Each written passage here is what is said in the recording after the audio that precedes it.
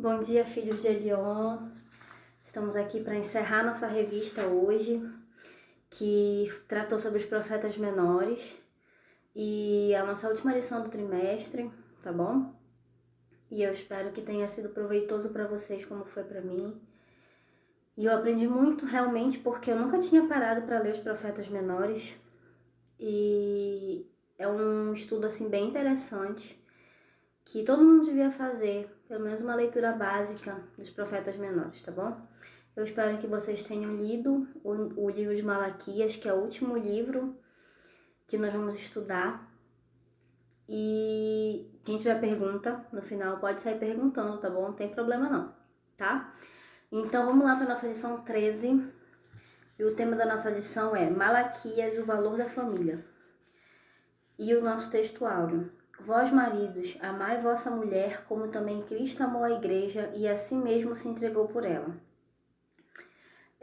Eu li o livro de Malaquias e eu marquei um versículo. Vocês sabem que eu gosto, né, daquele versículo assim bem polêmico, bem marcante dos livros. E eu já marquei o meu e tá logo no primeiro capítulo, tá bom? Então, antes de nós iniciarmos a nossa lição, eu quero ler com vocês o versículo que me marcou, tá bom? E tá lá em Malaquias 1:6. E diz assim: O filho honra seu pai, e o servo seu senhor. Se eu sou o pai, onde está a honra que me é devida? Se eu sou o senhor, onde está o temor que me devem? Eu achei esse versículo assim extremamente forte e impactante, e foi o versículo que mais falou ao meu coração com essa lição, tá bom? Então bora lá fazer a nossa leitura bíblica em classe, tá? Tá lá em Malaquias 2, do 10 ao 17. Não temos nós todos o mesmo Pai? Não nos criou o mesmo Deus? Por que seremos desleais uns para com os outros, profanando o concerto do nosso país?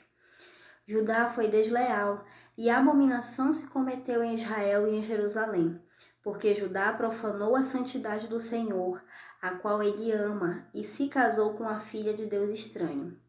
O Senhor extirpará das tendas de Jacó o homem que fizer isso, o que vela e o que responde e o que oferece dons ao Senhor dos exércitos. Ainda fazeis isto: cobris o altar do Senhor de lágrimas, de choros e de gemidos, de sorte que ele não olha mais para a vossa oferta, nem a aceitará com prazer a vossa mão. E dizeis: por quê?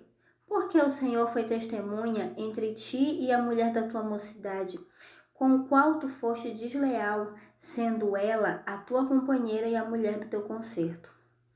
E não fez ele somente um, sobejando-lhe espírito?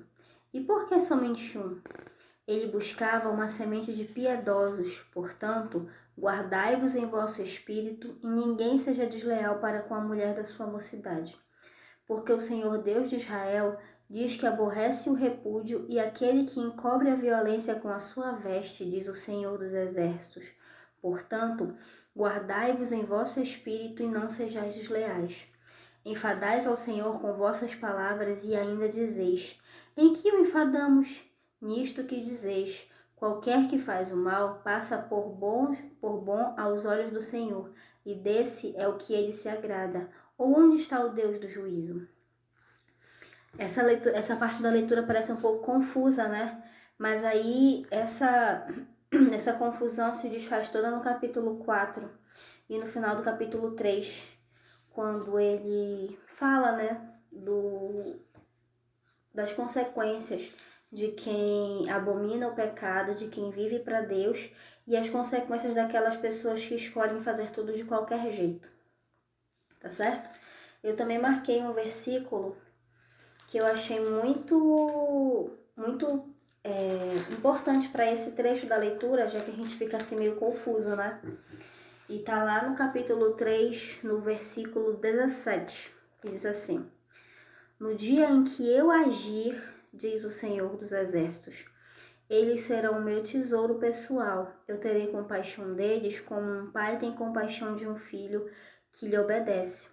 Então vocês verão novamente a diferença entre o justo e o ímpio, entre os que servem a Deus e os que não servem. Nesse início, ele está falando daquelas pessoas que são fiéis a ele, daquelas pessoas que cumprem a sua palavra, tá bom? Então, bora começar, tá? Falando do ponto 1, que é o nosso contexto histórico, tá bom? Malaquias é o último livro do Antigo Testamento e encerra a mensagem dos 12 profetas menores. Os judeus estavam em sua pátria e o templo havia sido reconstruído, mas eles viviam num estado de apatia espiritual. Então o profeta Malaquias se levantou com firmeza e declarou a palavra de Deus ao seu povo. Após as profecias de Zacarias sobre a vinda do Messias e de seu governo eterno, os judeus tinham uma expectativa de cumprimento imediato. Então, o que acontece? A gente tem uma ideia de que começa em Gênesis, né? E aí os livros são escritos assim, um atrás do outro, em sequência cronológica. E não é bem assim. Na verdade, Malaquias é o último que profetiza a respeito da vinda do Messias, né? Depois disso, só quem vai profetizar já é João Batista, lá na época de Cristo já.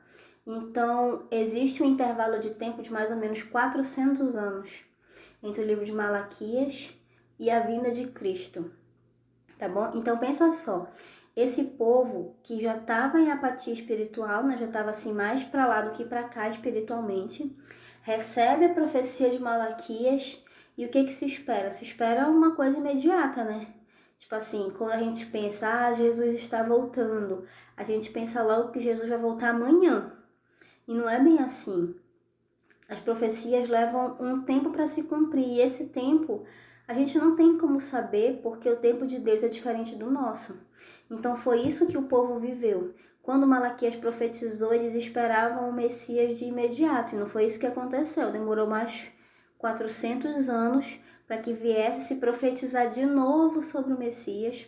Então, durante esse período, a gente tem que ver o esfriamento do povo.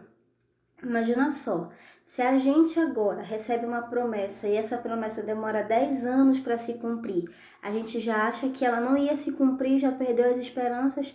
Imagina um povo que estava esperando o Messias todo esse tempo e aí, na última profecia, eles ainda precisam esperar mais 400 anos para ver esse Messias. Então era um povo que estava realmente incrédulo já da vinda desse Salvador, desse homem que viria para salvar a humanidade e redimi-los do pecado, tá bom? Então vamos pular lá pro último parágrafo, desculpa. Foi em meio ao formalismo vazio de Israel que o profeta Malaquias apelou aos judeus que recobrassem a consciência e o temor ao Senhor.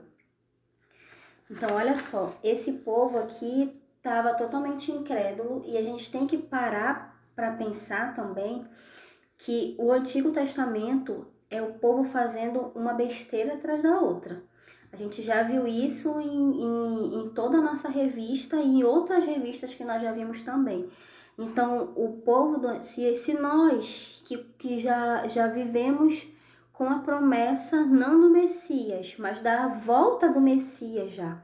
Nós já vivemos essa história de amor, já sabemos da crucificação, da ressurreição e já vivemos assim. Imagina esse povo, tá bom? Então era um povo que realmente a gente vê que a misericórdia de Deus é abundante na vida deles e que Deus está sempre alertando eles sobre o que ele iria fazer.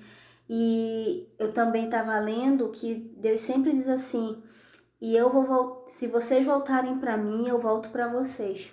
Então, é aquilo que eu sempre falo da questão de enquanto houver vida, você ainda pode voltar para Cristo. E é exatamente isso que a gente vê no Antigo Testamento inteiro.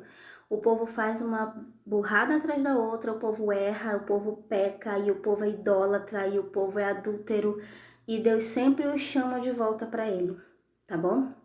Então, que enquanto haja vida em nós, que nós venhamos querer estar sempre voltando para Cristo, voltando ao primeiro amor, voltando a essa sensação de dependência desse Deus que sacrificou o seu Filho e que nós já sabemos que esse Messias veio e que ele vai voltar, tá bom? Então agora vamos para o ponto 2, que é a estrutura do nosso livro, tá bom?